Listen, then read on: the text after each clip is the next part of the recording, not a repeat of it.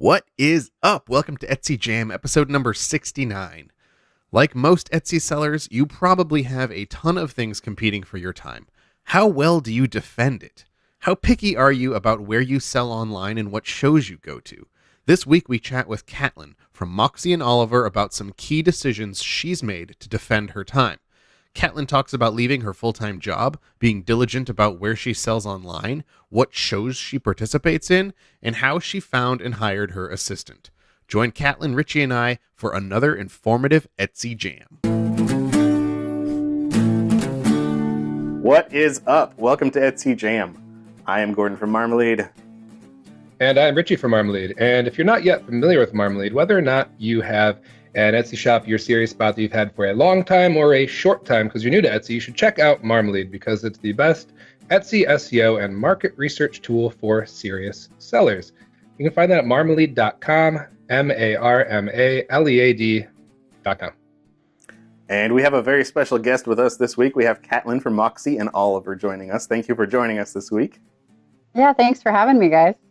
Yeah, it's awesome to have you with us. We rescheduled a couple times here, and we finally found a spot that worked. So Caitlin's been very patient with us. Appreciate that.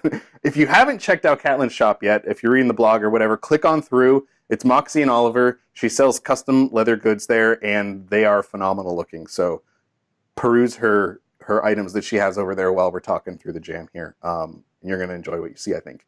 But before we kind of get into things, Caitlin, I wanted to get a little bit of history from you. You started selling in 2004 with your brand, right? And not even on Etsy yet. So you want to take us through a little bit of that and what got you into it in the first place and where you were selling?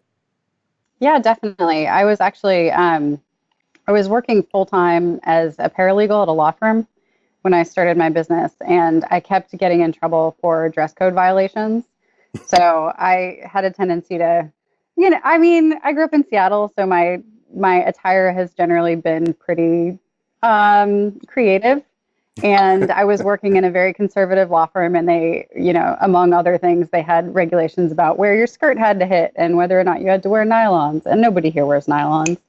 But I figured that one of the things I could do to express my own personal style and still maintain my professionalism was to accessorize in a way that was unique to my personality. And when I was looking for things, like when I would go out shopping to department stores and stuff, looking for a belt that was interesting or a handbag that was interesting, I wasn't finding anything.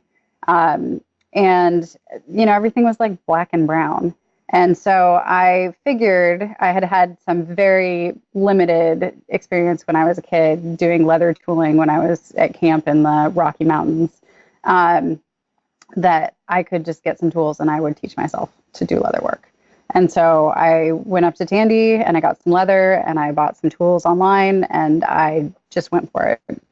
And it was, I started with belts and then I made myself a bag. I made myself like a kind of a messenger style bag because all of the bags that I was buying at the store, I'd get like 6 months of use out of it. And then something would break and it would be garbage. And so I figured, rather than continuing to waste my money on things that were going to break, I would just make something myself and see how that went. And that first bag that I made is still kicking. So nice. I think that's pretty good. That's 13 years later. Yeah.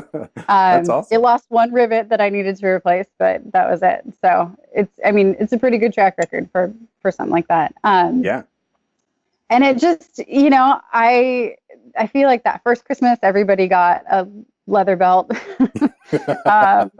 And I'm now starting to run out of leather gifts to give people, but I'm being creative with it. That's awesome. Yeah, my stepmom this year, I was like, okay, so what do you want for Christmas? She's like, well, I could really use a leather throw pillow for my couch. I was like, okay, I can do that. I haven't given her a throw pillow yet. So I'm on it. But yeah, it was a hobby that I knew in the beginning was going to turn into a business because as soon as I started doing it, I realized that nobody was doing work like the stuff that I'm doing. And that's still the case. If you look, among Etsy and then outside of Etsy, I've done craft shows all over the country. There is no one that's doing leather work that looks like mine. And so that puts me in a really unique space, which I kind of enjoy, and it makes it easier in some ways for me to do my work, but also it makes it harder because people don't know to be looking for something like the things that I'm making. So when I first started my business, I was selling mostly at really small craft shows. There's this show called I Heart Rummage, which I don't know if you guys are familiar with the Seattle music scene at all. Not really. There's a venue called the Crocodile Cafe, which is like, it's like half dive. It's like half Greasy Spoon and half dive bar. Like there's a dive bar in the back and a Greasy Spoon in the front. And Sunday mornings, once a month, they did this show called I Heart Rummage, and it was $25. And your booth was like literally a booth that you would sit in to have a meal at this restaurant, right? Okay. And so you would set up on this tiny little table, and you just like brought whatever you could, and you'd be sitting in your booth with your wares, right? And the barrier was so low, like it was hard to not make $25. And I had this old like vintage hard case, and it must have been for photography equipment or something, but I had picked it up at the Goodwill years and years and years ago, and I would load all my stuff in there, and I'd like lug it, from wherever I managed to score a parking spot to this cafe downtown Seattle and sell my stuff there. And it was at one of these I Heart Rummage events that I was talking to one of the other vendors, and she was like, "Oh yeah, I've just started my shop on Etsy." And I was like, "What's Etsy?" And I went home that night and I looked it up, and I was like, "Okay, yeah, I guess I can try this. Like, it's not so, yeah, it looks fine. Like, it's not going to hurt me. It's 20 cents or whatever it was to do a listing, and I can take some photos and put them up on the internet and see what happens." And so I opened my first Etsy shop in April of 2006.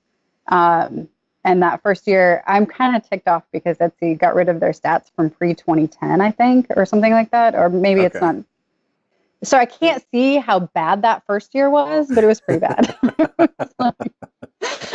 like $2,700 or something like that. Like, it was low. Yeah.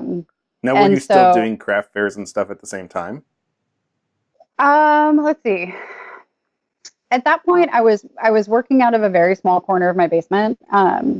My husband and I had just bought our first house, and it was like really literally a corner. And it was I had about 150-ish square feet to do all of my work. And I was working full time. So I wasn't able to produce at that point enough stuff that I could do any major craft fairs, but I was still doing like I Heart Rummage. And then we have a friend who has he's got a little plant shop called the Palm Room, and we would do like, my friends are jewelers, and so we would do like jewelry and leather and plants, and it was really cute and like very sort of older Seattle stylish. It's not as hipstery as the new Seattle, but it was fun. So I would do things like that, but I couldn't focus all of my attention on my business in the way that I can now. And so I did that for, let's see, that was 2006, and I quit working in 2000. No, sorry, that was 2000. It was 2006 when I started on Etsy, and I quit working in 2010, about a month before my daughter was born. Wow. So, I realized I couldn't do all three. It was like, I'm going to have a baby, and I'm going to have a business, and I'm going to have a full-time job, and I need to have one fewer thing on my plate. Yeah. So, and it's not going to be the baby. It's not going to be the baby, and it's not going to be my business because it's my other baby. So, well, now it's my third baby. So it was the full-time job. And that freed me up differently, when I started doing shows, was a couple years after my daughter was born, like really aggressively doing shows. Was a couple years after my daughter was born, and I moved my studio out of my basement into the space that I'm in right now, which you can kind of see behind me. And I've got about 700 square feet here, which is a much bigger space. And I got an assistant. And part of the reason I started doing shows was because it's hard to have an assistant when you're like, hey, I have a ton of work for you, between Thanksgiving and New Year's, but the rest of the year, I really don't have much. Yeah. So I needed to keep somebody busy, like actually doing stuff year round in order to, maintain like the justification for having an assistant, and in order to really, find and keep good people. And so the most logical thing to do was to open it up to wholesale and open up to shows as well. And so I did both of those things when I got an assistant. And after a couple years of doing that, I'm fairly confident to say that like I'm ready to be done with both of them. It was a great experience, but like the shows are hard. The shows are hard, and I've had for a couple years one foot in the online craft arena and 1 foot in the in-person selling at shows craft arena or art arena. And so I know the people that I've been coaching to help grow their Etsy business are almost all artists that have been doing the show circuit. I talked to one woman who does like over 40 shows a year. Wow. So she's at a show. Yeah. Yeah. And my highest year I did 12. But over half of them were out of state. So, when you're doing a show out of state, that takes a week out of your month. Yeah. And travel, it's a lot of schlepping. Yeah. It's being gone from the family. It's long days. It means that your orders in your studio are backing up too. Yeah. So that's, all of that is kind of problematic. But it's interesting to see both sides of it. Because the shows are very different. It's a really different way of selling than selling online. Yeah. It's a much harder life, I have to say. Yeah. I believe that. One of the things you mentioned in your write-up that you sent us was that you're pretty picky about where you're selling online and offline. So how do you, what makes the cut for you as far as a show that you're going to bring your stuff to? How do you decide when it's valuable to go someplace and do something versus not doing it? And the same thing for online. I mean, there's a bunch of places for sellers to sell things online other than Etsy. How do you decide which ones you want to put your effort into? Yeah, I do get contacted a lot by various people that are starting up shops and they want to do drop shipping. And I almost always say no to that for the online sales. Especially if it's a new website, I find that for me, with the volume that I am doing right now, having an extra dropship account is more of a pain in the butt than it's worth. I've got one that, I said yes 2 years ago, and all she sells is like one little like leather wallet insert. And she, she'll sell a couple of them a year for me. It's really not huge, but just like the added headache of keeping track of that one order and then having to make this tiny little thing where it's not showing up in one of the normal queues that I check is just kind of a hassle. So when I always look, but most of the time I say no. Usually what I'm looking for is whether or not my products are a good fit. Price-wise and style-wise for the rest of the show or the rest of the website. So my average sale is like right around $100. So my work it's not cheap, and I don't want to be on a website or in a show with work that is cheap. Partially because when people are coming to that site or to that show, they're not looking for something that's expensive, and they're not ready. If I'm with a bunch of canvas bags that are $20 and screen printed and my purses are $500, then people aren't ready to drop $500 on a purse, no matter how pretty it is, no matter how much work went into it. Sure. And it's hard for them to understand, like, why is this one thing so inexpensive and this other thing so expensive? Because they don't see the process, and the process and the time and the skill that's gone into it is what creates the price. So I'm looking, a lot of it is for just like making sure that the kind of the vibe and the style is right and the prices are right. When I'm looking at shows, actual in-person craft shows or art shows, I've done some of the more prestigious ones in the country. I've done the American Craft Council show in Baltimore, which is a gorgeous show. And every time I go there, I'm looking around at other people's work and I think, I don't deserve to be here. I do not deserve to be here. These people are incredibly talented, really beautiful stuff. And if I had the money, I would go there and just buy everything. Like I would go there and go shopping, do all my Christmas shopping, all my shopping for me for the year at that show, because people make some really beautiful things, and it's hard to find them else. You know, it's hard to find them without going to one of these shows sometimes. Yeah. And this last year, I did the Bellevue Arts Fair, which is it's really the biggest art fair in Seattle. It's probably the only like actual genuine art fair in the Seattle area. Okay. And again, it's like very talented, it's high end. I would not consider it craft. I would, they're artists. The people that are doing these shows are actually artists. Mm-hmm. Some of it is functional art, and some of it is, wall art or stand in a corner art, or, whatever, mount on the top of your house art. But it's really, and that is, as I evolve my own work, and as I start putting more time and energy, and love and inspiration and whatever else I can muster up into my own pieces, I really feel like if I'm going to be taking the time to travel or spending thousands of dollars that it's going to cost for a booth fee, and going to a show, that I want to make sure that I'm in a show where people are prepared. What they're coming to look for is they're coming to look for pieces of art, and they're prepared to spend money on them.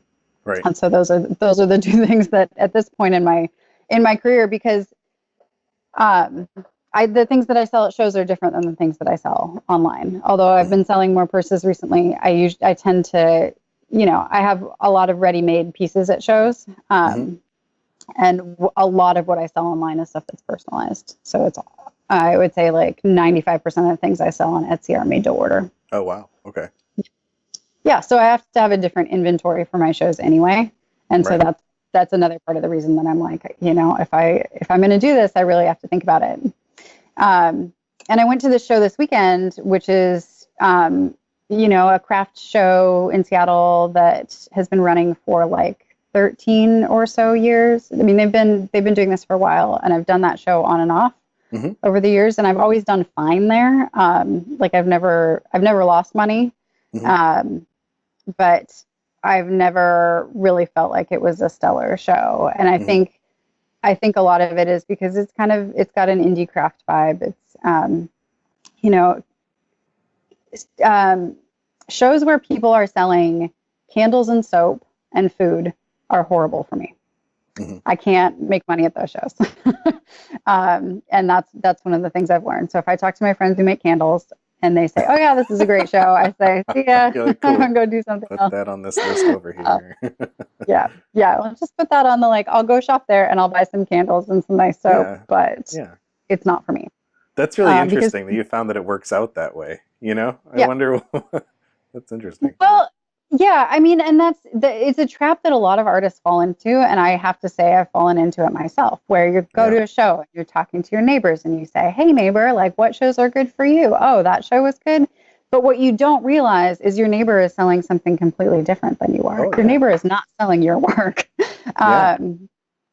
So, when I have learned to be really, really careful about who I take advice from in terms of, what works for the show, and what shows are good for what people, because they're not, the shows that are good for someone else are not going to be good for me.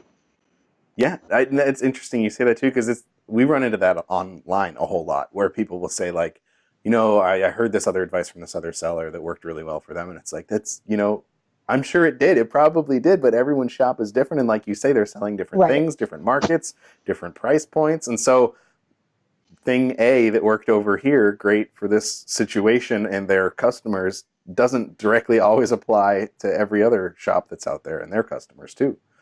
So I've noticed that I don't know how I ended up there, but I'm on some Facebook group about Etsy, people trying to offer pure help about Etsy. And mostly it's just people complaining about how bad their shop is doing right now. And that's a bummer. But I asked people just out of my own curiosity if any of them had ever hired somebody to consult with them on Etsy. And they all kind of unanimously said everyone who, who takes money to consult on Etsy is completely worthless, which I disagree with, because I've been doing it, and all the people that I have worked with have seen an increase in their sales and an increase in their traffic. But they've kind of said some of the advice that people had given them, like, oh, you can't sell 2 different lines in one shop. And I think that there are reasons why you might want to consider not doing it. But to say that something doesn't work or can't work because it didn't work for you is ridiculous. Right. And one of the other things they said, I guess some consultant told one of these people that nobody could sell anything over $10 on Etsy, which is also ridiculous. Like, it's just not true. Yeah.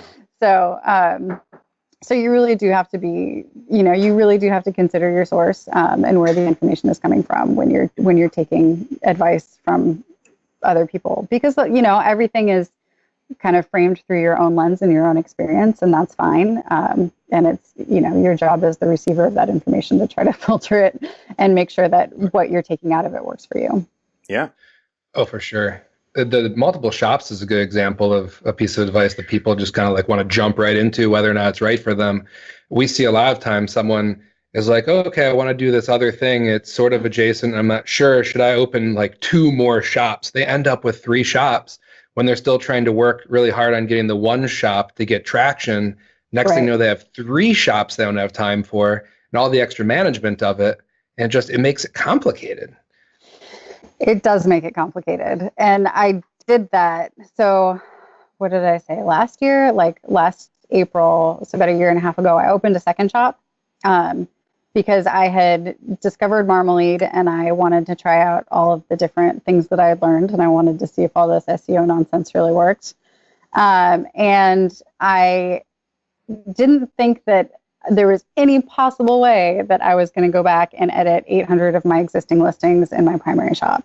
And so to me, the most reasonable thing to do just seemed like to start over with a fresh slate, because also then I wasn't drawing on the traction of my primary shop to the extent that Etsy is going to give some cred to listings that have sold previously that, I didn't want to, or things had already had so many views. I didn't want to mess with it. I wanted to leave that shop alone and just start over with clean slate, see how I could do on the second shop. And if the advice was garbage, you certainly wouldn't want to, throw out all the hard work that you already put into your main shop over the years, Right. I mean, and truth be told, like I didn't really pay that much attention to keywords in my main shop anyway. Or I think I may have fallen into the trap that a lot of people fall into, which is I thought I was paying attention to keywords, but without researching them, everything that you're doing is garbage. Like, you might as well just type random characters into your title if you're not researching your keywords, because you're probably wrong about what's going to be found in search. So I started my second shop using Marmalead to do all my keyword research. I make myself a little spreadsheet so that I know which keywords I've researched, and I know kind of the ratio of views per week to total number of listings, so that I have some idea of how keywords rank. I mean, if you write them down, you get a sense, of how they rank, in relation to each other. But it's a lot easier for me if I can just here's my little ratio. Which one's the highest number?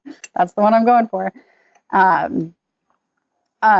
And everything, honestly, with the second shop, it was more successful than I had anticipated.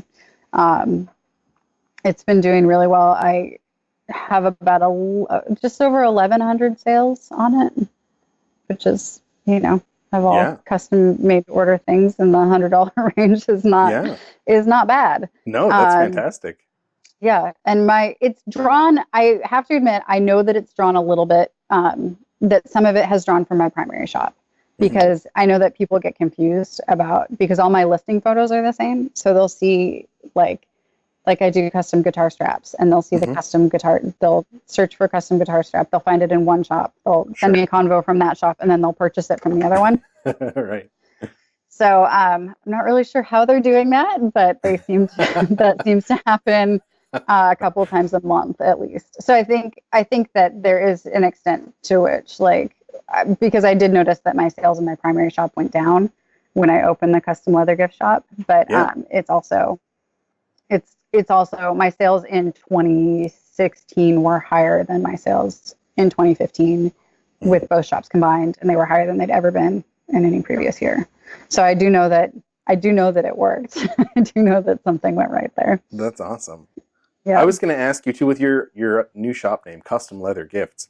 Is that a shop name that you've had a while, or did you just pick that up like the last couple of years? Was that available? I mean, it seems like a pretty solid shop name. It's available. Isn't that weird? I was pretty surprised. It's not anymore. Now I have it. No, it's taken. But yeah, I was surprised. And I think, it's interesting. If I had known anything about SEO to begin with, I don't know that I would have named my original shop, Moxie and Oliver, because nobody would ever be searching the internet for Moxie and Oliver if they didn't know they were looking for me. But if they are, they'll find just you. That's kind of the other flip side of that. Yeah, that's the advantage of it. But if people are searching the internet for custom leather gifts, then they could potentially find my other shop. Sure. And I've named all of my categories things that people might be searching for, like custom men's wallets and custom leather belts and things like that. It's a really good detail. Yeah, I've paid a lot more attention to like the fine details in that shop. And when I went through it, I did something that I see a lot of people not doing, which is paying attention to all of the extra details that Etsy gives you, all of the extra opportunities they provide to you to let you connect with your customer. Like I said, a lot of the people that I consult with are artists. And so what they're used to having is somebody coming into their booth. Right. And so somebody comes into their booth and they see this booth environment that the artist has made, and they get the opportunity to connect with the artist. They get the opportunity to look them in the eye and talk to them. They get a feel for their personality. They know what they look like. They can have a short conversation with them. They can have a long conversation. People hang out sometimes. And they really get a sense of like, do I want to support this person? Because it's not just about buying the piece. It's about supporting the artist. Right. And when I go to craft shows, I do the same thing. If I don't feel a connection with an artist, no matter how much I like their piece, I probably won't buy it. So Etsy in the shop announcement, in your profile, in the about section, in the listings themselves, because a lot of people aren't going to come through your shop to get to your listing. They're just going to get to your listing from search. Each one of those provides you the opportunity to make a connection with your customer. And so in my second shop, I was a lot more aggressive about that, trying in each listing, saying a little bit about like what my history was, what I do, and then saying, there's more information in my about section. But I think it's really important so that people understand, especially if you're doing something like I'm doing, which is selling an item that's a slightly higher price point than your competitors, you need to really help people understand why your piece is special and why you're special and why you're worth supporting as an artist. Because they're not just going to get to that on their own. You mentioned too, you run your shop like a business, and there's a bunch of ways that you do that. One of the ones you mentioned was your email list. How did you set that up? How often do you send emails? What do you use? What do you send people? So, yeah. So I use iContact, I think, and I've used it for years. I mean, like I have this old dinosaur email program, and I have this dinosaur, email sending program, and frankly, I'm just a computer dinosaur. Like computers are not, they're not my strong suit. So I got set up on iContact by a web developer years and years and years ago, and I've just never bothered to change it. And it seems they just redid their system, and it's a lot easier to use now. Oh, nice. But I think that a lot of people use MailChimp and really like it. And there are some that I think have easier templates to use than iContact. But I have found that for me and my business specifically, it's not so much like a flashy template that's going to make a difference. It's like sending a personal email. And so the emails that I've gotten the best response from have been emails where where it's like a mini blog post where I talk about my business, myself, my family, what's going on, why I've made the pieces that I've just made, things like that. Those are the ones that people really, really respond to in a way that, they're not people don't. You get so many like coupons and I don't know, promotional emails every day. Like my inbox is constantly full of them. And so in order to set yourself apart, you really need to be doing something different. And for me, that different thing is like when I have new pieces that I'm really proud of, like things that I really, that I enjoyed making, that I really am proud of the result, I will send out an email with those things in them. But I'm not sending out emails just to send out emails. Yeah. I don't, it feels spammy. Yeah. And the emails that are more thought through, more personal, and I think more interesting to people have gotten a much better result for me. And those ones usually, I would say most of the time when I send out an email that's like that, rather than just like, hey, remember who I am, I will have like a few sales from, and sometimes those sales have been strong enough to, really make me thankful that I spent 10 minutes putting an email together, because it doesn't take a lot of time. It just, you just have to make sure that when you're doing it, you have something to say. Now, do you get people that respond directly to your emails then? It sounds like they're kind of more like personal messages that you're sending out. So do people reply to you? They do. Yeah, they do a lot. I often get people replying, and I send out an email to people like about a couple weeks to a month after they made a purchase, and just say, hey, how do you like it?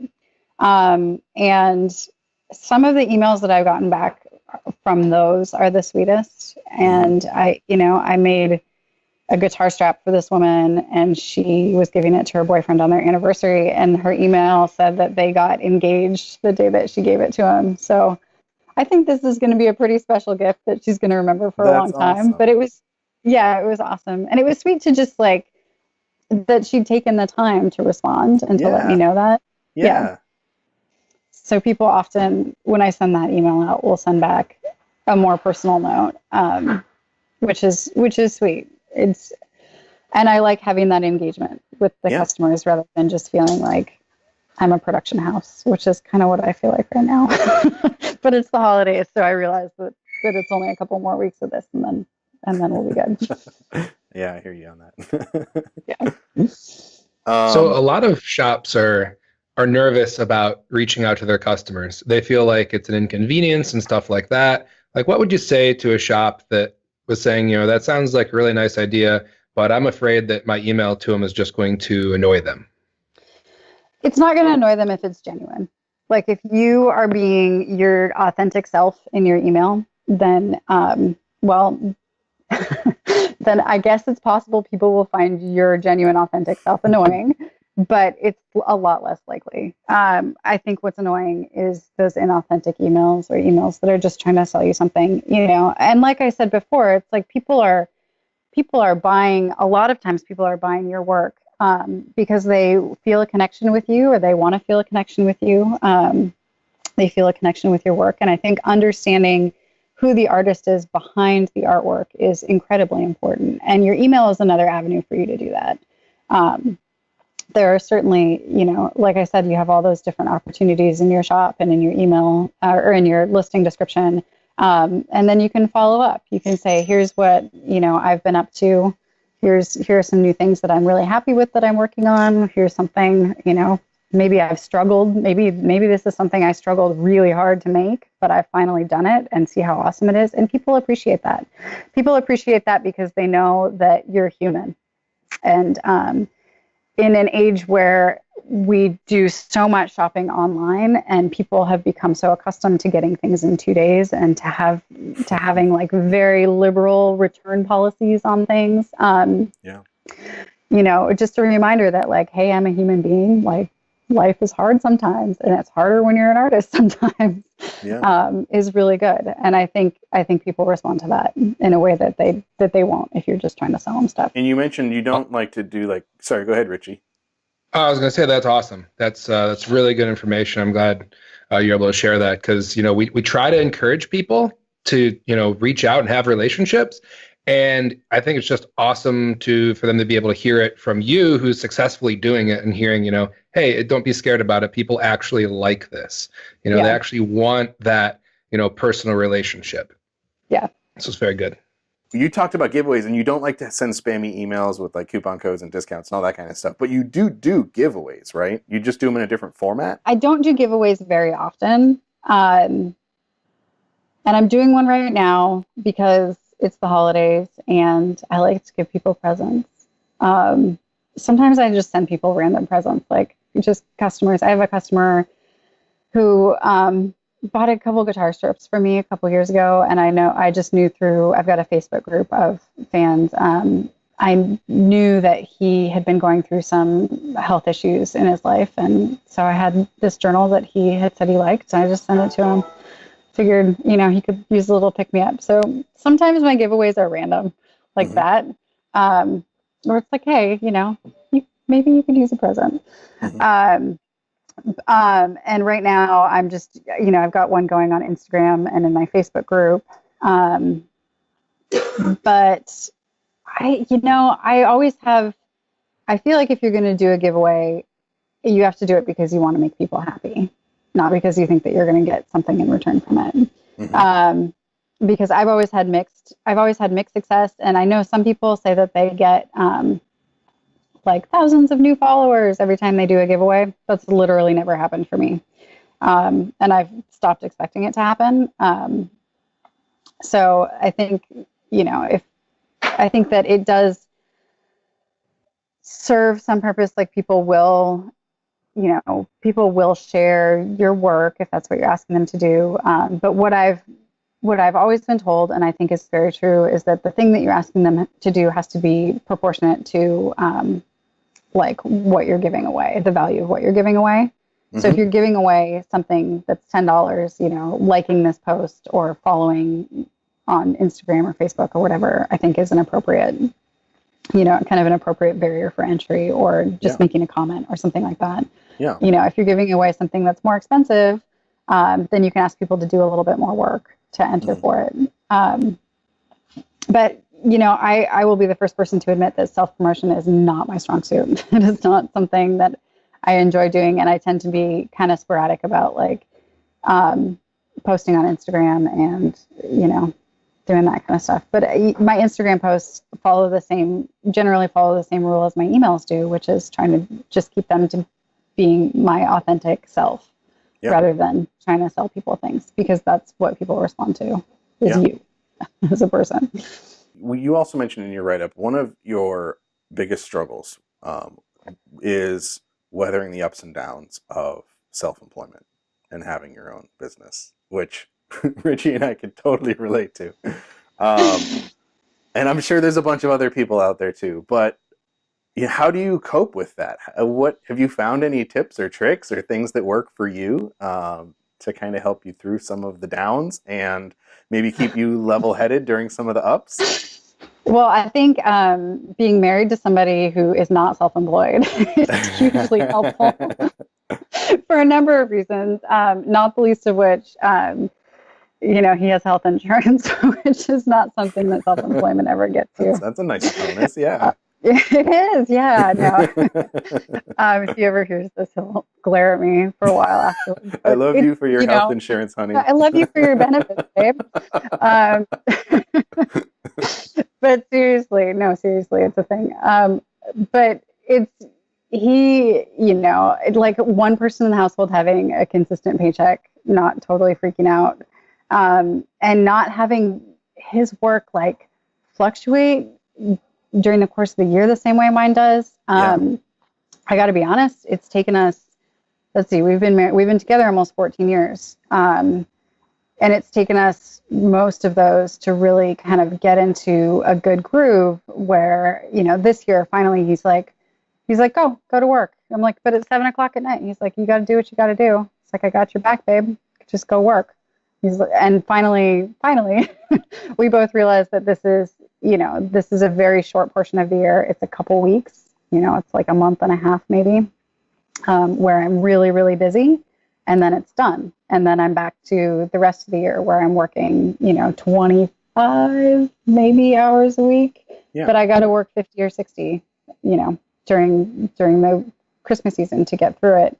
And it's been difficult. I mean, I would be lying if I didn't say that it was definitely like a strain on both of us individually, as well as our relationship and our children. I've never gone to get a Christmas tree with my family.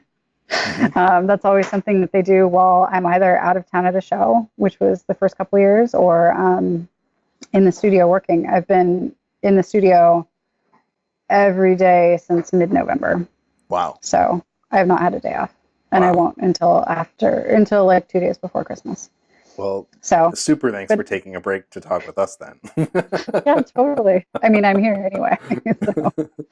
So it works out. But, you know, so there's ups and downs in terms of the time commitment, but there's also ups and downs, obviously, in terms of the financial aspect of it too, where I know that a lot of people struggle with this, and I wish I could turn off my like comparisons to prior year on Etsy. And I know a lot of other people probably wish that same thing, because one of those things that I've seen in the forums, and I've heard it from friends, is that those stats are driving them bananas, because there are going to be up years and there are going to be down years. But you don't want to, like, every time you open your phone or your Etsy account to realize that, like, oh, today, this week, these last 7 days are worse than these same 7 days a year ago. And I always tell people to just like widen the window a little bit, like look at 30 days, look at a larger time period, because there's no sense in comparing like today or this hour this year to the same hour last year. You know, not that they can pinpoint it that precisely, but you're looking at too narrow a window when what you really want to see is how things kind of balance out over time. But it's you know, I think for all self-employed people, you know, it's a constant hustle. Like you never know how much money is going to come in until it's in. And so, you know, so you're always trying to move things forward. You're always trying to advance the ball in one direction or another, whether it's making new work, sending out emails, you know, updating your listings, posting things on Facebook, on Instagram, on Pinterest, whatever it is, you're always trying to move forward. And so then my biggest struggle has become like drawing boundaries for that, which is come home from work, eat dinner, put the kids to bed, go back to work on the computer, but go to sleep, and then repeat the next day. So it's a lot of work. Jumping back to your assistant. So one of the things that came up in Etsy's conference that they had in New York, there was a talk that was given about a seller who picked up an assistant, and it was basically life-changing for her. It allowed her to do a whole lot more volume through her shop, took a whole load of stress off. Yet this is something that I think a lot of sellers struggle with, because as artists, it's kind of hard to give up some of the control over, you know, how your things are produced or which pieces you're doing. So when you went through that process of finding an assistant and hiring an assistant, how do you divide up what tasks she helps with, other than taking the dog out when it needs to happen? She usually doesn't do that. Usually that's me. So I have a friend who's a leather worker who's been struggling with the same thing, and she keeps saying, well, maybe I should get an assistant. But she also says that she's really anal about everything when it comes to her work. And I was like, you shouldn't get an assistant. Maybe you should. Well, maybe you should just follow it yourself so you don't drive somebody else bananas. I am not a perfectionist. I definitely like notice when things are wrong, and then I'm like, oh, well, it's handmade, so that's what handmade is. Handmade is things that are, you know, and my vibe is kind of rustic. So handmade is things that are different, you know, the things that are varied and unique and interesting. It's what gives it character. So I think for me, it works pretty well to kind of relinquish some of that control. I've definitely, I've had a couple of assistants this year that didn't work out, which is really difficult. My assistant that's here in the background is somebody that has worked for me for now on and off for 3 years, but that's only because I convinced her to come back because I had to fire my other assistant, and she's really lovely, and she said yes. But I've, you know, I think the things that you give up to an assistant when at first are things that are either like really hard to screw up or don't impact your work. So it's easy enough to train somebody to do your keyword research on Marmalead. You can just say, hey, here's how this works. Here are the things. They can have a discussion with you about keywords while you guys are sitting in the studio together and you are doing something else. You can be working on your artwork while they're doing your keyword research for you. That's going to take a huge load of time. I mean, depending on how many different pieces you're making, that can take a huge load of time off your plate. Like there's one thing you don't have to do. Then they can update the listings for you. It's generally relatively, formulaic. They might be able to answer convos for you. I haven't been able to give that up. I don't know why. It seems like it would be so easy. Can you just answer these emails for me, all 27,000 of them, please? And for me, some of the things that we do are die cut, which is basically like, it's like a giant cookie cutter press that's jamming a giant steel die through leather.